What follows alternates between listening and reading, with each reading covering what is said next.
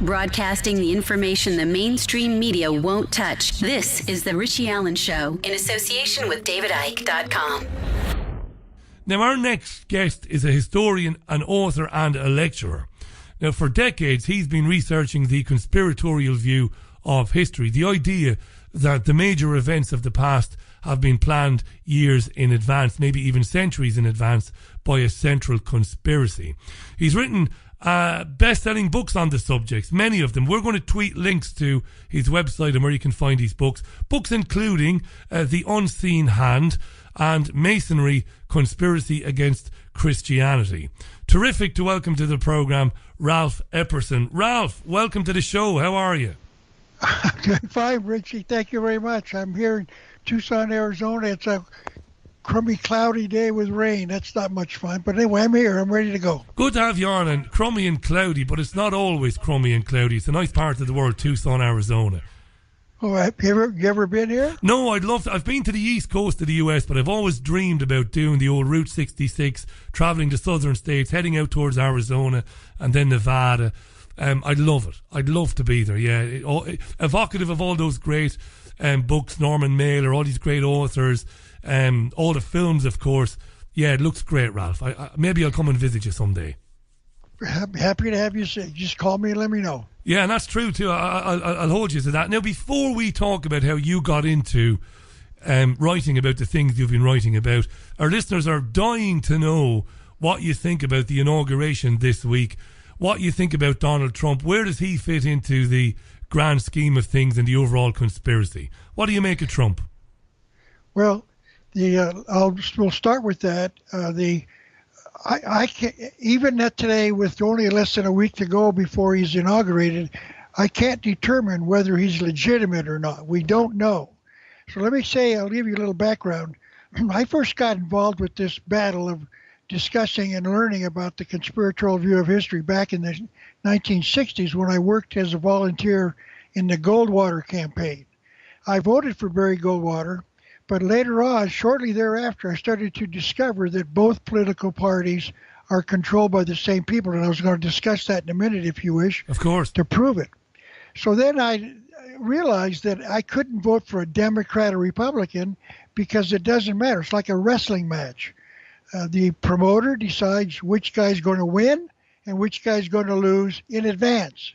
And then they perform, and we scream our heads off and believe it's real. That's what we've had for 60 years. But anyway, this posed a real problem for me because I really thought that Donald Trump was legitimate. I was hoping, in fact, I'm still hoping he is. I can't determine yet because he hasn't proven it yet. I'll give you something to think about for you. Maybe, I presume you live in England, is that correct? That's right, Ralph. Yeah, I'm in the north-west of England in Manchester. Okay. A thing that I learned probably 50 years ago was a one-liner. One way they look, another way they steer. We have to remember it doesn't matter what he says, it's what he does. Yeah. One way they look, I'm going to give you A, B, C, D, and then one way they steer to E, F, G, and H. So this is the problem. I believe that Donald Trump so far is legitimate with, I'll give you one piece of evidence. I checked the listing on the Council on Foreign Relations on the internet, and that is one of the major groups that controls this nation. They're down lower in the hierarchy, but if you want to get anywhere in this world, you got to join the CFR. And so far, the first 13 of his cabinet positions were not, I repeat, not members of the CFR. Now, that's a good beginning. But once again, it could all be about show. So the next step will be, of course, what he does with the executive orders. That'll be a good clue. If he's legitimate, he's going to eliminate what Barack Obama's been doing without constitutional authority. And then the next step will be the Supreme Court justice. But the Supreme Court justice that he will appoint will be a conservative, because Scalia was a conservative, and they want to get back to the 5-4 liberal majority. The next one will be the key, because if it's a liberal, he's going to, if he appoints a liberal, then we know he's part of the process and not part of the solution. So until until these things happen, I'm still holding my opinion that maybe, just maybe, he's legitimate and he really will do what he needs to do to save this country. By the way, it's Ralph-Epperson.com. We've just tweeted that out there, by the way, and we'll retweet it again. That's where you're going to find Ralph. Ralph, you know, you don't have to be Lieutenant Columbo to think that the assassination of President John Kennedy must have had a big impact on your development and your research back in the 60s. Yes, it's just interesting that you mentioned that, because I've been just looking into it. I've been looking into it for 50 years probably.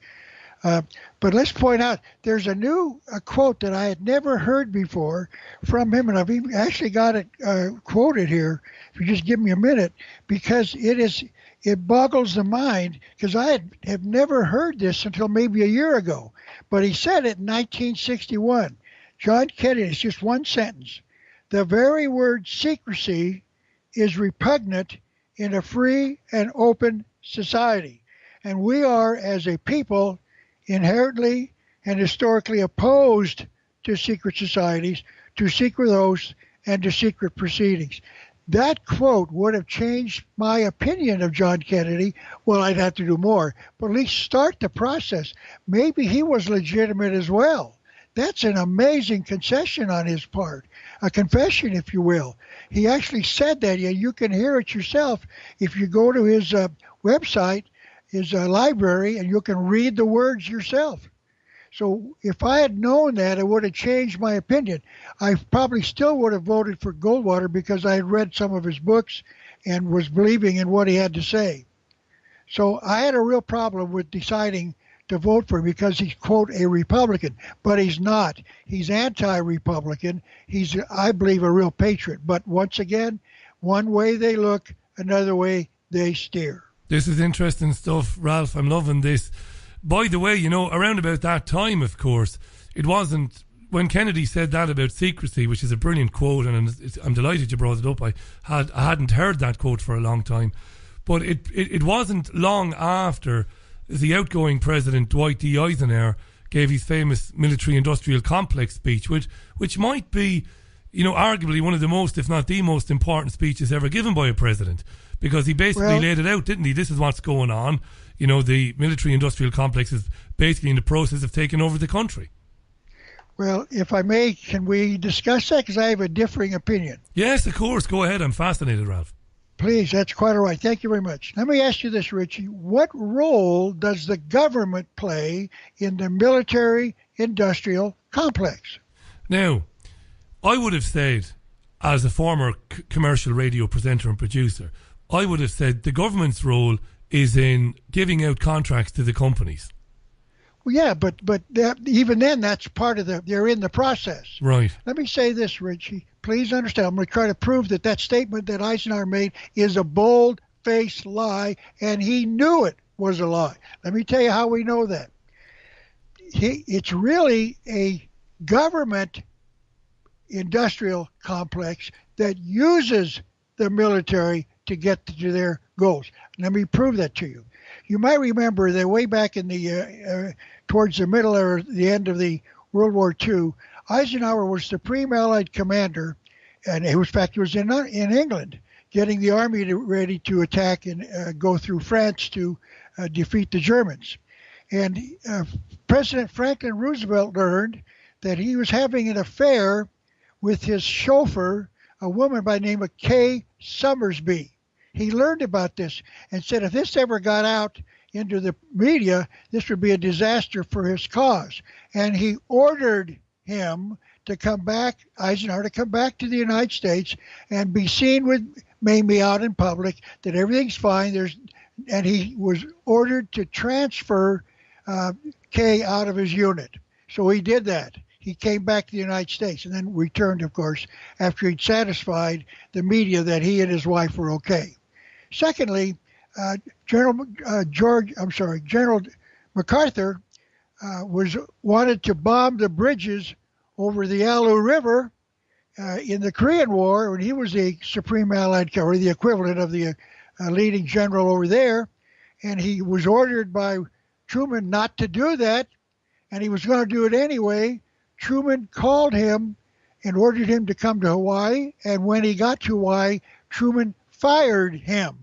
Now, wait a minute. How could he fire if it's a military-industrial complex?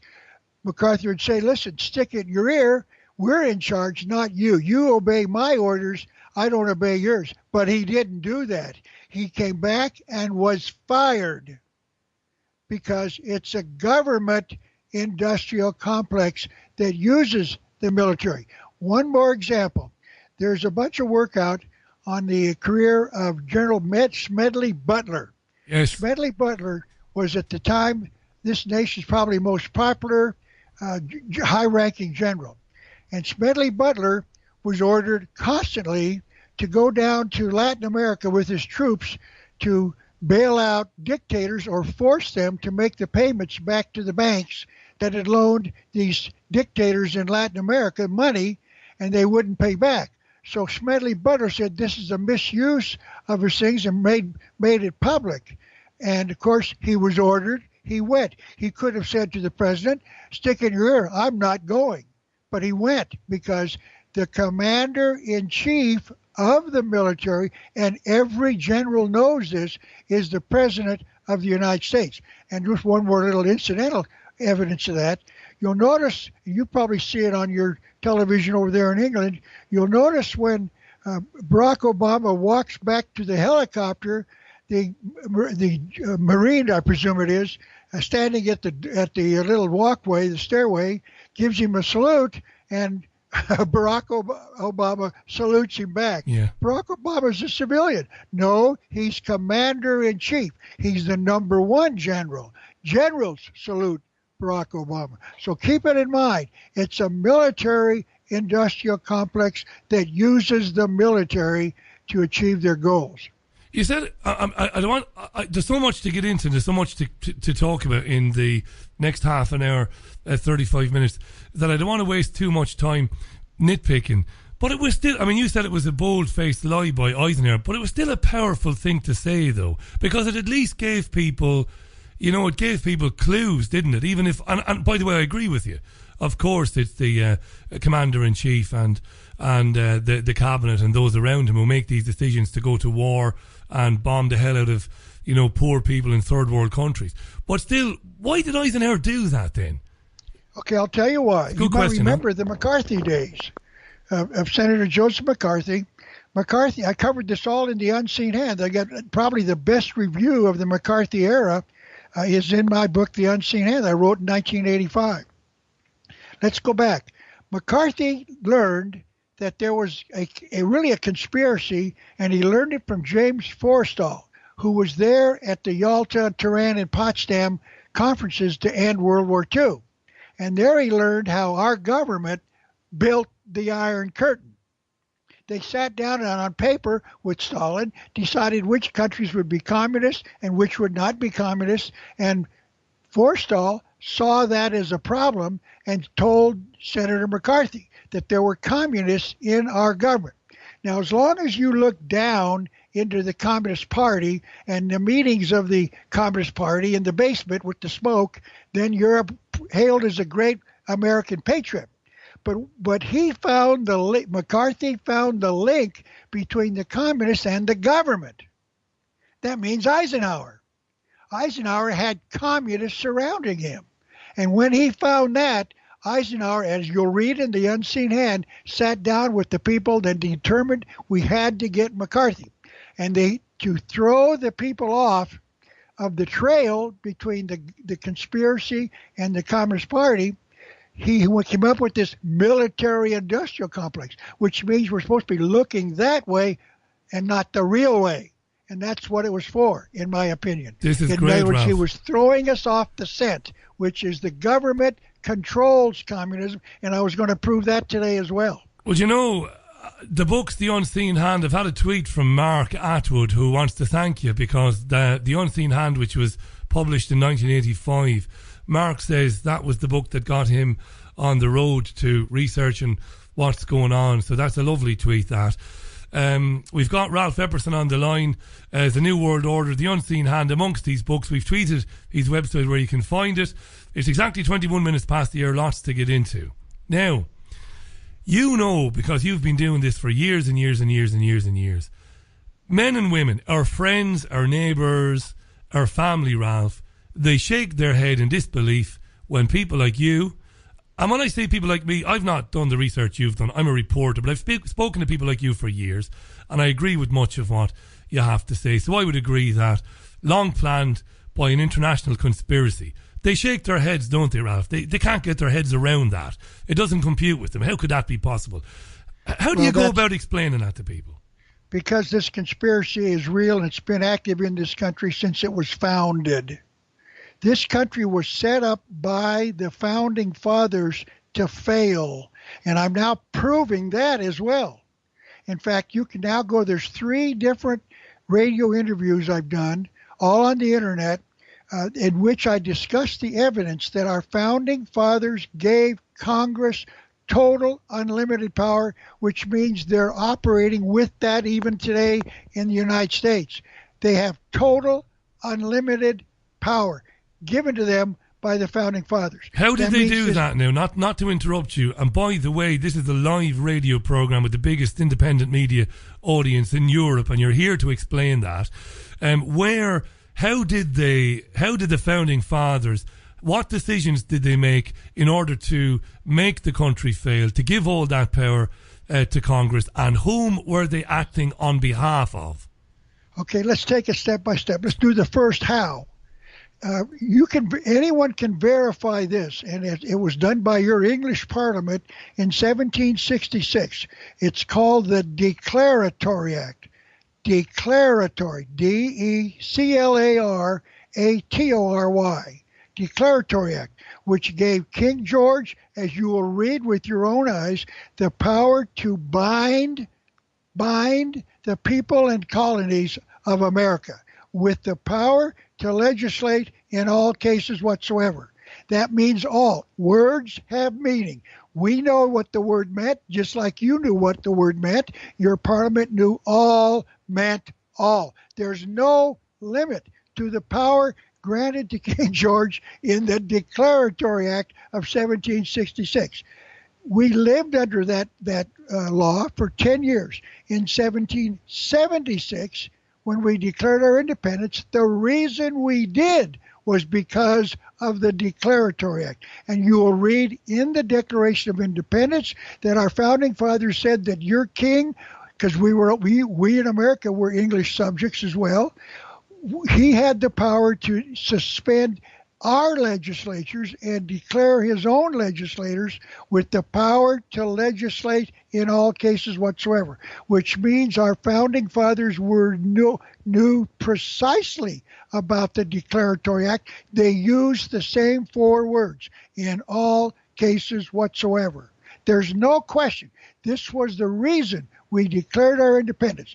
Now, we in America have been lied to and told it was taxation without representation. Wrong.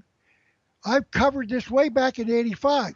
It's been estimated that the gross taxes of the English government on America was less than 1%. We're now paying 50%, and we're not objecting. So that's not the reason. The Declaration of Independence says it's clearly the fact that it's created an absolute tyranny. The word tyranny still is defined as total power. Now, 11 years later, we wrote the Constitution. We divided the power, but when we created the Congress, we delegated the power in Article 1, Section 8, Clause 17, to give Congress the power to legislate in all cases whatsoever. You cannot ignore this. It's right there in front of us and has been there for 200 years. The power to legislate in all cases whatsoever means exactly that. Means all exactly that. Means all. Now, I touched on this, Ralph. I touched on this a minute ago. I touched on it when I said acting on behalf of whom. And I want to go back to that because you spoke about the Commander-in-Chief and how he, of course, has supreme authority over the military. And, of course, you're right. You don't need me to tell you you're right. You've been researching this for decades. But you are right, of course. But now we come to the hidden hand. Who is appointing these people? You spoke very eloquently earlier on about it being a rigged game. You mentioned wrestling as a brilliant analogy. The result has been predetermined. By who? Well, this is the toughest question to answer because, once again, a conspiracy is defined as people with an evil purpose who work in secret, and two or more people. That's the problem. A conspiracy works in secret. We've got to dig it out. Now, I've been digging this thing out by reading well over 1,100 different titles on this subject, as many as I can by anyone who writes on either side. I'll give you a beginning clue. We can know a little bit about it. Now, I don't know whether you people in England carry dollar bills around, but we in America use it as our currency. And on the back of the dollar bill, there's two circles. And we'll make this as brief as I can. If we go to the left-hand side of the circle and the pyramid, maybe people, I presume England, you know what our dollar bill looks like? Yes. So you know, okay.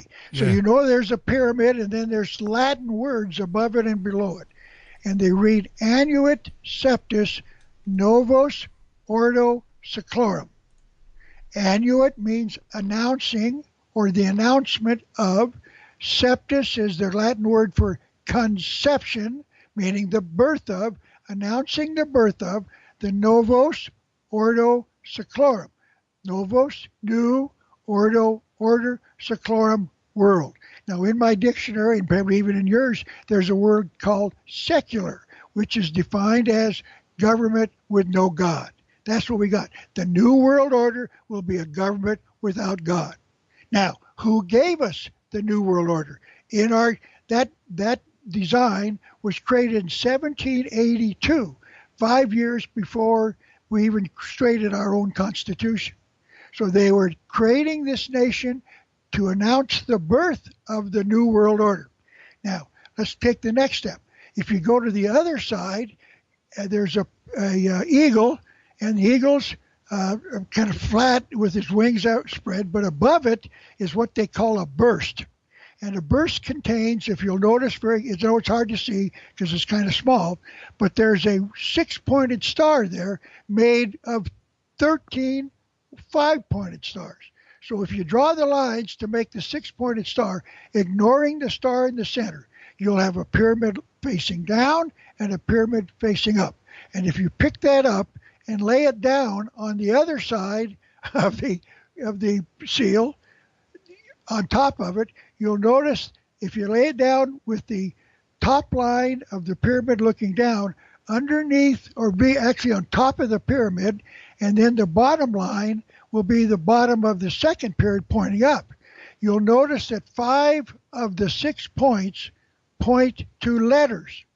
Now, of course, there's a space between annuit and septus. So I'll use a clock. At 10 o'clock, that point points to an A, and then we got a blank, and then the 2 o'clock points to an S, and then down at 8 o'clock it points to an N in Novus. The 6 o'clock points to the second O in Ordo, and the 4 o'clock points to the M. A-S-N-O-M. A-S-N-O-M. Now there's a word in, I presume, the English language as well, called anagram. An anagram is the scrambling of the letters to conceal the real word. A-S-N-O-M is an anagram for M-A-S-O-N. Do you see that? The Masons were concealing the fact that they set this nation up. The Masons. Now, we just read where John Kennedy said, beware the groups that are secret with secret oaths and secret proceedings. Guess who has secret oaths, secret proceedings, and secret meetings? Masonic the lodges. Masons. Yeah. Yes. That's a good beginning. Now, of course, that's very hard to convince anyone who's just, wait, I've been a Mason for 50 years, but I'm telling you, that's where we are. Let me give you a couple of clues. On the cover, I think it's on the inside page of my book, The New World Order, it says, Masonry is the most powerful organization in the land. Huh? The most? Second to none, yes. It is an ordainer of kings. Its hand has shaped the destinies of worlds. This was written by, these two quotes in two different books were written by one of the leading Masons of all time, a man by the name of Manly P. Hall, who wrote voluminously on the secret of not only the Masons, but of the ancient mystery religion, you name it. He's a very voluminous and also, by the way, a 33rd degree Mason. So this man, if anyone knew about the Masons, it's Manly Palmer Hall. The most powerful organization in the land. The most powerful organization in the land can set it up as they did, as we just saw with the anagram of the word Mason concealed around the Great Pyramid on our Great Seal of the United States. 28 minutes to the top of the hour. Ralph Epperson is on the line. Ralph-Epperson.com is the website. Now, there were more than just the Masons in terms of secret societies. We talk a lot about Zionism. Zionism is basically a secret society. And we talk about the banking cartels. Where do the banking cartels, in your opinion, the banking families, the House of Rothschild, the Rockefellers, the Warburgs, the Oppenheimers, in your opinion, where did they fit into this? Well, Kurt, let's take it step by step. Let's go back to the Rothschilds. Many people believe the Rothschilds are the bankers that control the world. Wrong. Let me give you a little evidence. Bill Clinton in 1992, when he was accepting the Democrat national nomination, gave a speech which was covered by, at that time, 3 major networks and maybe CNN, I don't know, but at least all networks were, you couldn't watch Roxanne anymore or I Dream of Jeannie because you had to watch the president. In that speech, he told America with his own mouth that there was an international conspiracy at work in the world and that it controlled all of the governments, the economies of the world through central banks. And then he praised a doctor by the name of Carroll Quigley. Carroll Quigley, who was a professor, as Clinton said, at Georgetown University when Bill Clinton went to school there. So in 1966, Quigley published this book called Tragedy and Hope. Now, it's a very boring, tedious work. If you want to know what's in that book, you can get the essence of it in a little DVD I've got on the internet called Bill Clinton's Conspiracy. Find it and watch it, and you'll learn what Bill Clinton, by documentation, what Bill Clinton was taught by Dr. Carroll Quigley. In that book, he named 12 banking families, not just the Rothschilds, 11 more. Now, I'll be honest with you, I've been researching this thing for 50 years. When I read that list, I recognized 3 and only 3 of those names. Rothschild, Morgan, and the third was, I've forgotten, I think it was the Slegmans.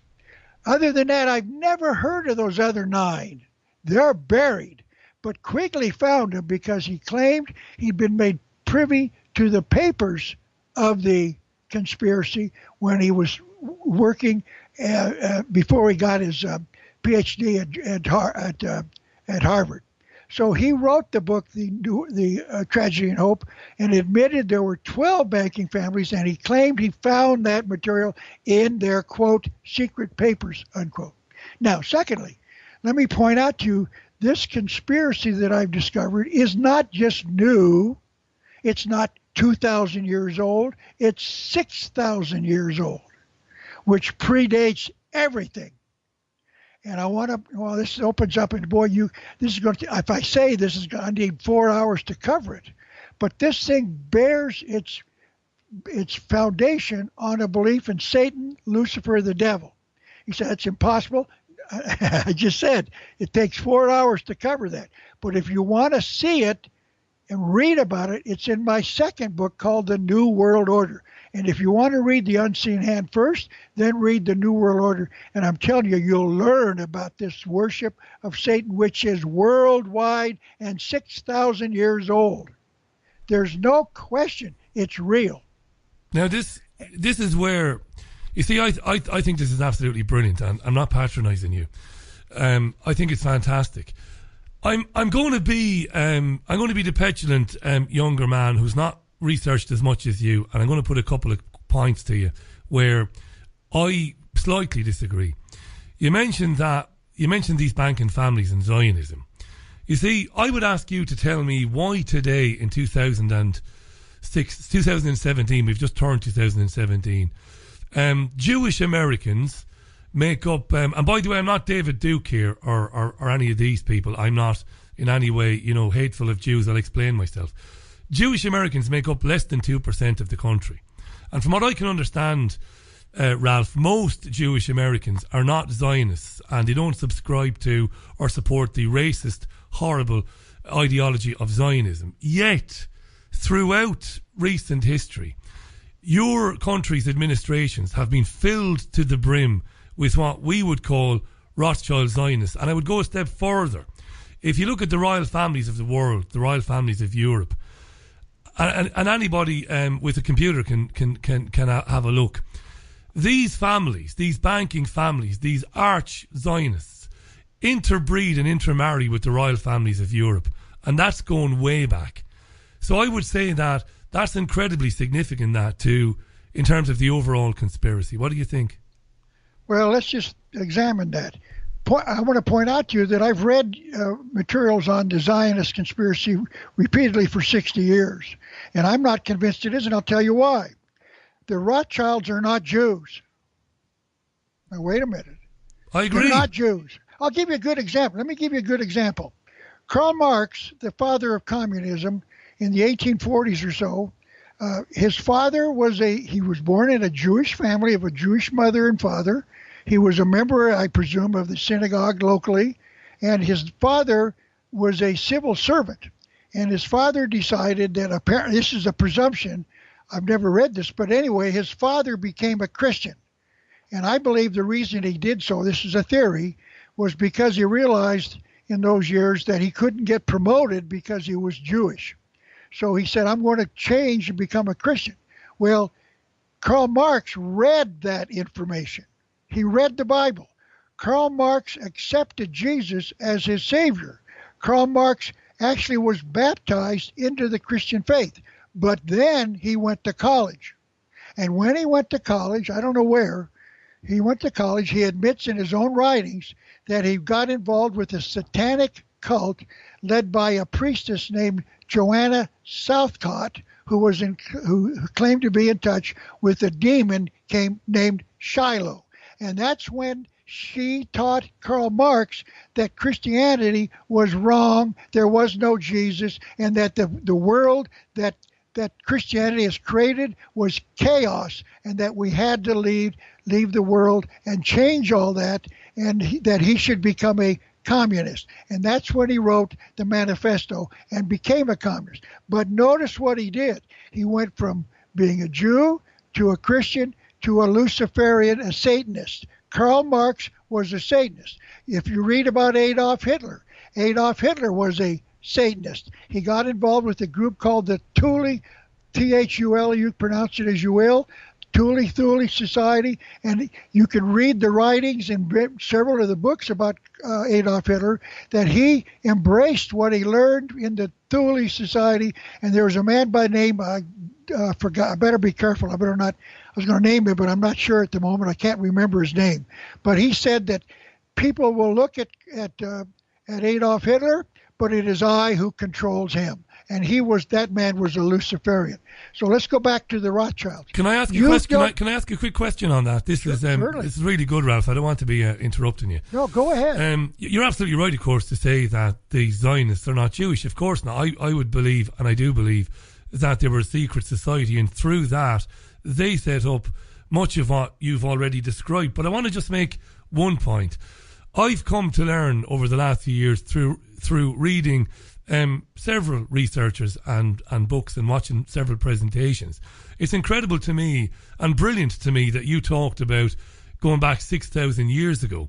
We know through the Gnostic writings that there was a massive change in our, I suppose, in our lives, in our experience on Earth about 6,000 years ago. And could I put it to you that the Satanists that you described, and again, I wouldn't argue with that, I think you're absolutely bang on, that what they were worshipping were what the Gnostics talked about, the jinn or the archon entities, these interdimensional energies. and that they began to manipulate and distort their perception. And it's these entities that work through the Zionists and the Masons and these other secret societies that have perverted everything. Christianity, whether you believe in Jesus or not, but the teachings of Christianity are fundamentally sound and are wonderful. Do you not see that that's a very, very strong possibility? The Gnostics and the Archons. Well, I unfortunately don't know much about that, but I will say this just in response. Even Jesus talked about this when he was talking to the Pharisees. I think it was the Sadducees. He said, "You are of your father, the devil." Now, these were the leaders of the Jewish faith. Now, that means that there was a conspiracy inside of Judaism. This conspiracy has infiltrated Christianity, Buddhism, Hinduism, Judaism, you name it. And Jesus was one of those who admitted it. He admitted, you people are at the very top, worship Satan, your father. They called him Satan the devil. So you are of your father the devil. Now that means that they've infiltrated even Judaism. So like the Rothschilds have to denounce their Jewish history to become Luciferians. If they decide to go back to Judaism, they're not going to be around anymore. This conspiracy is 6,000 years old, and it's based totally on a belief in Satan, the devil, that goes all the way back to the Egyptians, when it was first started. And I can trace it back in their own literature that it's 6,000 years old. This is even right. Albert Pike talked Ralph, about them, Ralph, connecting it back. Your books are, listen, I'm going to mention again, you're absolutely right. Nobody could argue what I just said there. It's 100% right. I'm just throwing out the suggestion that what they thought was Satan, what they were worshipping, was in fact something maybe different. But that in no way contradicts what you've said there. It's absolutely brilliant stuff. I want to mention it's ralph-epperson.com. Unseen Hand is the New World Order. We mentioned other books that Ralph has written. If you put his name into YouTube, you'll find all the videos. Again, we'll tweet those links out so that you can find those videos and watch more and hear more of Ralph a bit later on. I'm delighted you're on the program, Ralph. It won't be the last time we talk, I don't think. Thanks for doing it. Ralph is in Tucson, Arizona right about now. I've got to ask you this, right? It's a boring question, but I must ask it. How, in the name of all that's important, do you get somebody who is not willing to consider this? How do you introduce this to people, Ralph? Well, it's very simple, and I say this, I've said this, of course, this applies to America. I've said this, if we don't convince middle America, the average American, the man who works 8-10 hours a day and's got a wife who also works, the kids are going to high school, and he goes to the high school football games and bowls in the Monday Night League and does all these things. If we don't convince him that there's something wrong in America, we lose the country. This country is on the verge and could go at any moment totally out to the New World Order. In fact, in my second book, actually, I predicted the date. I wrote it in 1990. I predicted the date 2000, the New World Order was supposed to start, and it didn't start. But I didn't predict it. I covered it as an historian. I found that was the date, and it didn't happen. We'd have to talk about that to explain what did happen and where I found it. But I can assure you that was their official date. The 1st of January of the year 2000, the New World Order was supposed to start. I covered that, documented it. It's in my New World Order. I covered it in a tour of the United States in 1985 to 87 with my first book. I spoke in 91 cities in 31 states talking about the coming New World Order in the year 2000. Not that I was predicting it or even prophesying it. I was saying this is what this conspiracy wants. Well, it didn't happen. So I'm saying we are in trouble, and if we don't convince the average American, we lose the country. And when America goes, notice it's a new world. It's going to be worldwide. It's not just us. England's going to fall. The rest of the world, we're all going to live under a new world order. Well, unless people wake up to it. Now, you did mention at the very beginning of the chat, we talked a little bit about Trump. Just to reiterate, you did kind of say earlier on that, again, to be fair to you, you said that at the moment the jury is out with Trump. But from what you've been saying, Ralph, it leans towards Trump is just going to be another easily manipulated and easily controlled president by those that we've been talking about, right? Well, see, once again, remember what I said. Yeah. One way they look, another way they steer. I've been please understand, I'm quite aware of that, and I didn't quite finish my thought. So when I came to deciding how to vote in this election, I've always voted since Goldwater for a third party. I have not voted for one Democrat or one Republican, but I voted every 4 years for president. And I've always voted for a third party. But I had a problem because I supported what Trump was saying he wanted to do, because what he wants to do is save this country.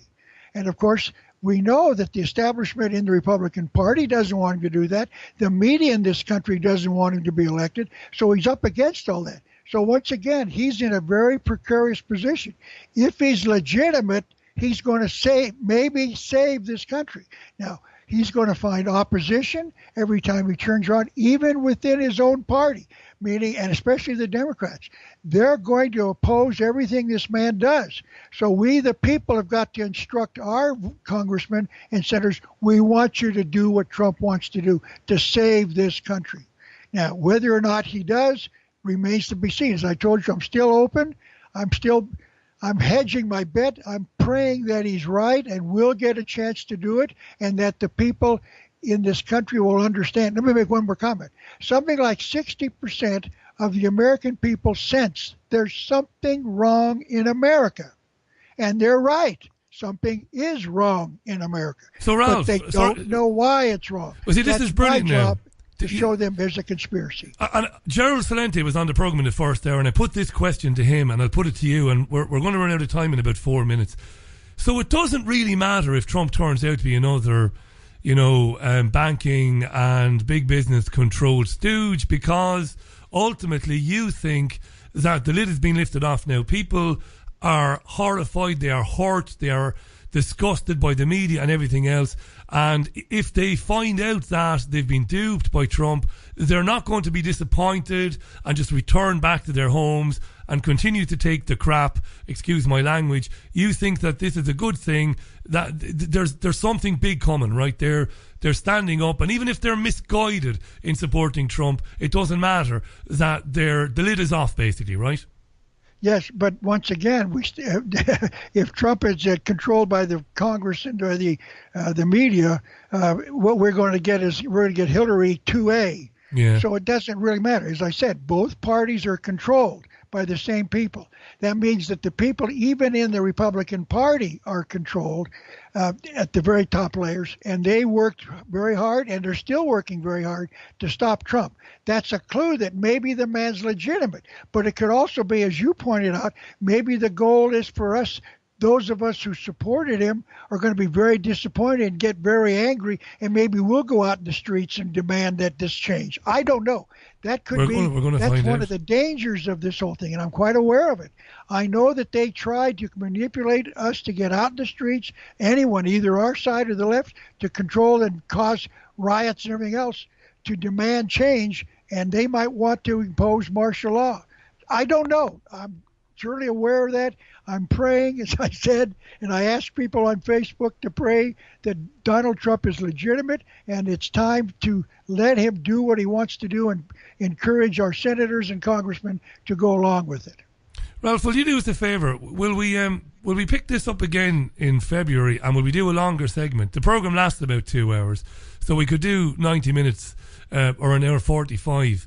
Because I wasn't being arrogant earlier on when I said the size of the audience. It is massive. And an enormous amount of questions came in during the conversation. And I did get to most of them. But I think our listeners would love to hear from you again in more depth on another program. If you were up for that, we'd be thrilled to have you back on. You're very kind, Rick. Let me point out one thing. People can go to eBay. Everyone, I presume, knows what that is. You can get on the computer, go to eBay, type in The Unseen Hand, and read the 7 reviews. And please trust me, I did not write those. I didn't pay people to write them. In fact, I didn't even know there was an eBay until a couple of years ago. Somebody said, you got to read the reviews on eBay. Please do that. And you're going to see people like saying, this is the best history book I've ever read. These people say, every American should read The Unseen Hand. You said one of your listeners, I guess in the chat room or whatever it is, talked about how it got him started. That's right, Mark, yeah. You can't know the number of people who write to me or call me then say the same thing. You've changed my whole life because of the unseen hand. Please read that book. Now, I want. I couldn't have made a better ad than that, by the way. That's an outstanding ad, by the way. I couldn't have made one better myself. Well, I say tongue in cheek. No, I listen, I'm happy for you to promote it. I've mentioned it. We've tweeted where people can get it. Unseen Hand, The New World Order, the other books we mentioned at the top of the show. I'm going to give you the final word because we're rapidly running out of time. You've got 30 seconds. You've the final word, and then Claire and you will chat, and we'll get you booked in February for the entire show, and we'll have a proper conversation. Last 30 seconds to you, Ralph, and thanks again. No, thank you, Richie. No, I just want to say, please understand, I've spent my adult life, discovering the evidence, documented evidence, that there is a conspiracy, and they're working to change our civilization. That's where we are. So I would urge your listeners to get involved and join me in a crusade to stop it. That's that simple. Wonderfully said, and a great way to leave our chat today. Ralph-Epperson.com is the website.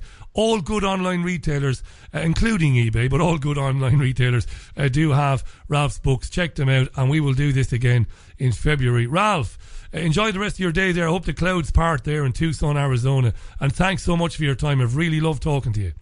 You're my pleasure, Richie. Thank you for the opportunity. It was an honour. Bye for now, and thanks to Jean Ann Crowley, our friend in Dublin, who recommended we get Ralph on the programme, and Claire for organising it. Great stuff. We've a good team here at this programme. I might get the plaudits sitting here enjoying conversations with people like Ralph, but we have a team here